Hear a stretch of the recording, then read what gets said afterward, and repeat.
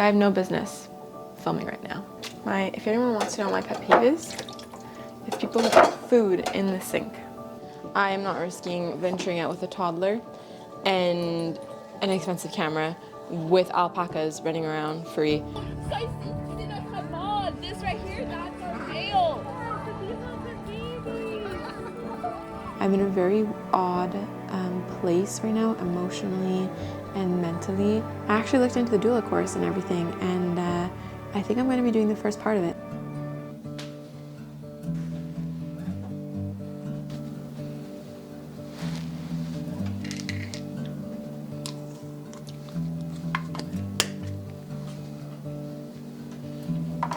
Good morning. I absolutely do not have time to be filming this right now. We have to leave in 42 minutes. We're going to a farm.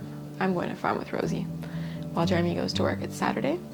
And I have 40 minutes. And I woke up late because my alarm was on silent. And I need to make breakfast, pack as snacks, pack Rosie's bag, get myself ready, and get Rosie ready. So I have no business filming right now. Zero. Absolutely none. And we don't even have a clean pan. Because, like, why would we? We're us. If I think too much about this, and then I'm gonna be wasting too much time. So I'm just gonna clean the damn pot.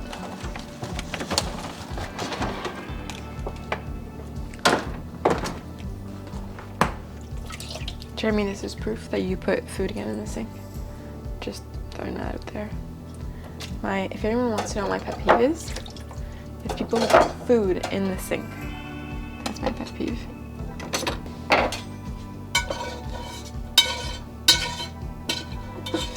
Watch and be amazed. You pick the food up and you put it in the garbage. Look at that. Easy, simple. Take note, anybody who does this.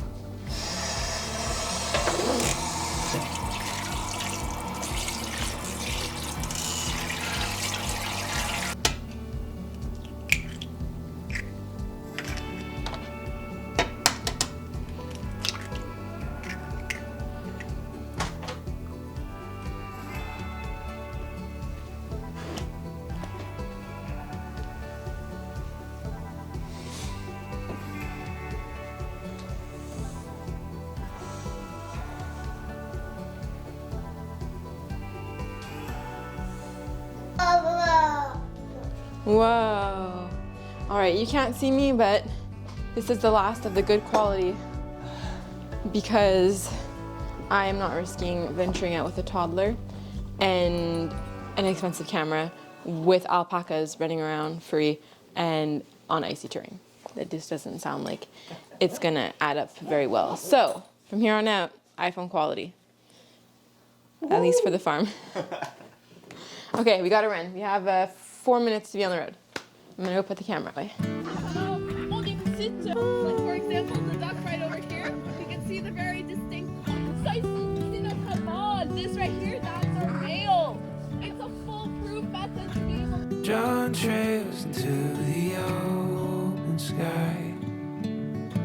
Of all the places that we've been, like the colors changing all the time. We'll keep going with the wind.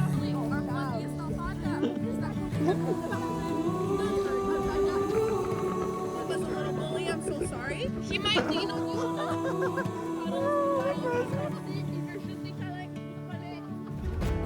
Take me out, take me anywhere. Where the wildflowers All right, we have literally no mic right now. painted moving pictures. Hi, Rosie. But we just finished at the farm tour. And it was so much fun. It's so cool. I've never been able to just like sit down with a bunch of farm animals just like running around me.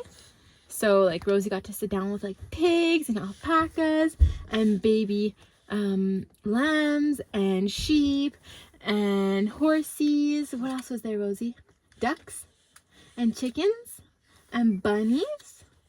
What else was there? Goats? Yeah. and she got to pet all of them.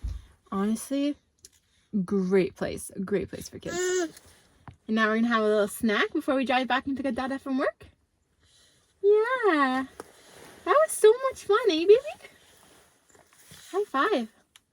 Boom. So this vlog is turning out to be more of like in the end, me just chatting to the camera. It's 8:15. Rosie's asleep. She only slept like 30 minutes on the way home in the car, and then when we got back, she was like really excited to see her dad and everything. So short nap means early bedtime. And yeah, so my day flew by. This morning was amazing. Like, I had such a great time with Rosie. And then when I got home, we had lunch and quickly watched a show. And then I headed off for my monthly like 6-hour alone time. And I went to a coffee shop, and I had 2 goals while I was sitting there. Number 1 was to kind of get an idea of what I want 2025 to look like, because I'm in a very odd place right now, emotionally and mentally. I'm in my like numerology 7 year. We're going to talk about that on the next like podcast episode thing. I'm still feeling weird about saying that. But yeah, I'm in my 7 year. So the energy is just very different than what I'm used to. I'm normally a very, I would say, like optimistic person, very out there. Like, I have a lot of energy. I like to be around people and everything. And obviously I still love being around people, and I really need people right now too, especially. But I have it more of like an overall like not optimistic, sorry, pessimistic outlook on things lately. I feel like I'm a bit more in like of a negative headspace. I'm residing in like a lot of, I would say like low frequency emotions and stuff. So I'm really trying to regulate that this year and get back to my usual self, because I'm not feeling great just within myself. So yeah, that was like my first thing, was just like looking at how can I reframe that, because I don't want to be in those low frequency emotional states anymore. By that I mean like I don't want to be doing anything out of guilt or fear, and I want to instead move towards, you know, not only acceptance but also I downloaded this chart. Let me just, because they had really good words right now. So this is like the chart. I don't know if you can see it very well. It's really hard to see it actually. Anyways, basically like at the bottom, we have shame, and then we have guilt, and then empathy, and then grief, moving upwards. And I feel like I've been in that, and then fear and anxiety. And I feel like I've honestly, sadly to say, I've been in that state a lot in the last few years, whether it's grief with my dad passing away, or like grief of like my the experience I wanted to have for my birth. Although I do think I moved past that now, and you know, came to acceptance and reason and love. But anyways, and then a lot of the fear and the anxiety around all of the BRCA stuff. Anyways, I've just found like a comfort there. Obviously I don't feel comfortable there. I feel like crap, but I've made that like my home for some reason. And it's not, I don't feel like this is my baseline like emotional state. And so I really want to bring it up, you know. So I'm looking at like, you know, let's say for the MRI, being courageous, because I am doing the MRI finally while breastfeeding. I don't think I mentioned that. I got accepted by the radiologist. My genetic counselor spoke directly to the radiologist and my my breast surgeon doctor about just the position I'm in and how hard this has been for me for the last 9 months. And so they all came to the conclusion that it's better for me to just do the MRI while breastfeeding than to not get anything done at all. And then I'll just have peace as well going into my next pregnancy. I don't have a very high tolerance for risk when it comes to my health. So yeah, I'm obviously still nervous because of the gadolinium and everything. But anyways, I want to get away from like the anxiety state of there and head more into like the acceptance of the fact that like these are my circumstances, and unfortunately there's not much I can do about them, and it's kind of picking the best of the crappy choices that I have in front of me for this particular thing. And then I want to move even past acceptance and go into like reason, understanding, love, and then even there I'm like love. Like I feel like I'm moving from acceptance to reason, but thinking of love in this state and joy and peace and enlightenment, I'm like, wow. So I just want to get to those higher states, with a lot of it having to do with my health, whether it's the MRI or my thyroid. Anyways, I just want to make sure that everything I'm doing it out of love. And I want to make sure this year specifically, I want to feel light. I want to feel like things are just easy. I don't want to take everything so seriously. I just want to like take a deep breath and just live and, be a little bit carefree, I guess. So that was my first goal. And my second goal was to figure out my whole social media thing. I started doing the podcast. There's so many things about it that I'm not satisfied with, that I don't like, but I'm trying to push because I know that it can get better. So I am going to stick to that, and trust the process. But then like I was going to start sharing those things on Instagram, but like I've talked about it in the past, I feel very mixed feelings with Instagram.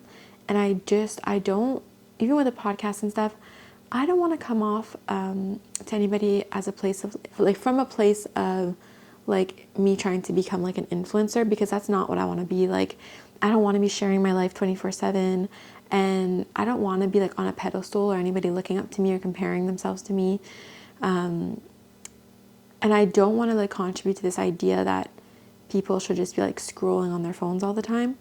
So I recently kind of realized, especially with Jeremy's work, that I think Instagram is taking a turn now where it's more of like a portfolio for businesses and stuff. And that's kind of like where or how I want to use Instagram. I love Instagram and YouTube in the sense that it gives me a creative outlet, but I don't want it to be like, hey guys, you should just scroll your day away watching me live my life.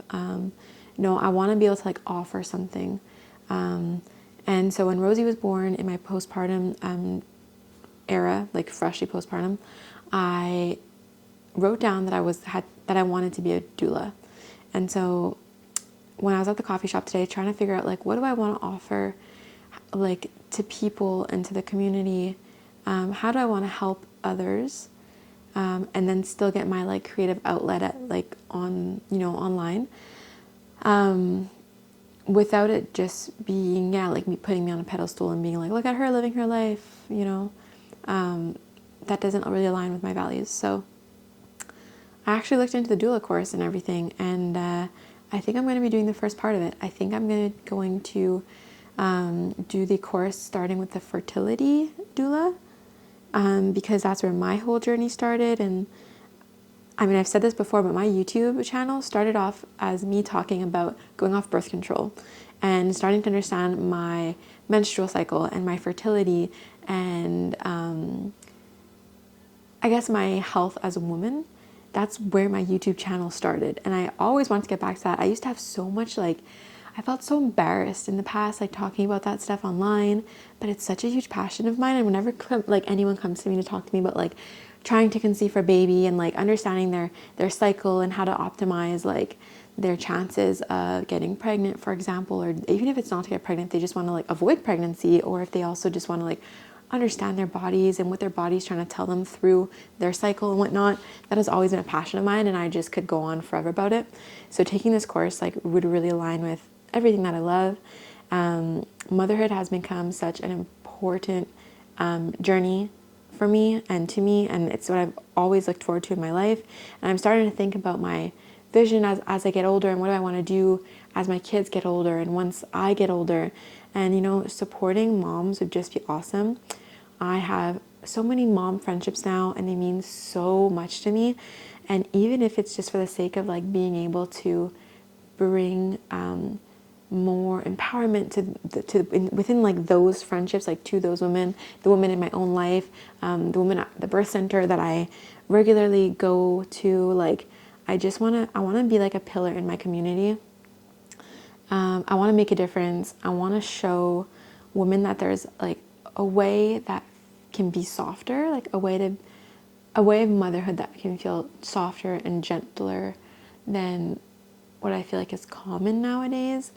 You know, and just because I had such a hard time, you know, keeping my pregnancies at the beginning, and I was so desperate for help, so desperate for help, and I was like on the waiting list for the fertility clinic, and I ended up having like taking these herbs that I was unsure of. Like I did a bit of research, but like obviously I had no one to guide me through it, and I took a risk and ended up working out, and I had Rosie in the end. But it was a little bit nerve-wracking, like understanding how those things would change my pregnancy somewhat.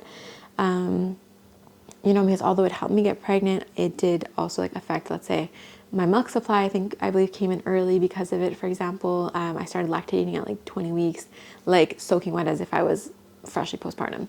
So, you know, it's just, I had nobody to hold my hand through the miscarriages and through trying to understand it and trying to understand the luteal phase defect, and you know, even my doctor and stuff, like not really, I mean, she's not a specialist in this, so, but just like even her, like not really feeling like there was anything that she could do for me. And it was a very like lonely journey, and thankfully, like I feel like I found solutions, and but it was a journey. It was such a journey. And the amount of times I looked up like experts and trying to find someone, and I didn't even know fertility doulas were a thing. So this just seems amazing to me. Like instead of going to super expensive fertility clinics or like, you know, just doing the preliminary, like figuring out, okay, what is your cycle telling you? Where are you at? How can we like optimize things? Anyways, all that stuff. I'm not going to get too much into it because I could go on forever, but that would just be so freaking cool to me. So yeah, I'm thinking maybe that's what I can offer on my social media pages, how I can make it a fun like portfolio so people know who I am. People like can feel like they can trust me. They understand my backstory, my credentials, whatever. But it not be a place where people are just scrolling and comparing themselves to me. So yeah, that's what I'm thinking. So yeah, it feels really good to just be like talking to a camera. I haven't done this, I think, since like Rosie was like in the freshly newborn phase, and I have missed it. So yeah. We'll be back with way more chit-chatting next week on the podcast kind of episode. And we're actually be talking about my journey through therapy for the last, I've been in therapy for like 4 or 5 months now. And why I started therapy, what I've learned, changes I've been implementing and whatnot. That's what we're going to go through. So anyways, enough said. Thank you for watching. I will see you very soon. Bye, everyone.